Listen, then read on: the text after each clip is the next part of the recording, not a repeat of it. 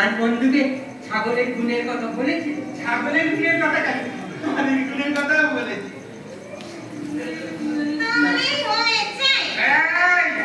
আমার বন্ধু কত ভালো দেখো, ওই বন্ধু ওকে নিতে হাতে খাইয়েছে, পাকার বাজার করে ঘুম পাড়িয়েছে।